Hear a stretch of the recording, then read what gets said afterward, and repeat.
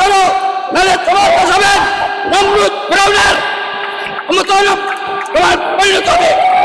আমাদের ছাত্ররা গুলি খাচ্ছে তাদের নৈতিক অধিকার দাবি করতে গিয়ে, অর্থাৎ আপনার রাষ্ট্রীয় নাগরিক সে তার অধিকার নিয়ে রাস্তায় নামতে পারবে না।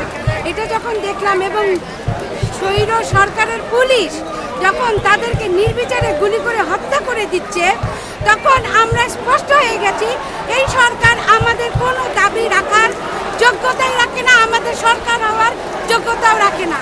কারণ এই সরকার আমাদের মুক্তিযুদ্ধের যে চেতনা তাকে সর্বোচ্চ পর্যায়ে অপমান করেছে। নিহত হয়েছে এদেরকে বীর শ্রেষ্ঠ বলছি, আর যারা আহত হয়েছে কিংবা যারা এখন আন্দোলনে আছে তাদেরকে বীর সৈনিক ঘোষণা করে এদের দূর থেকে এদের পাশে আমি থাকবো, এদের পাশে আমি থাকবো। আমি শহীদ হলো, আমার জীবন গেল, আমি থাকবো এদের পাশে।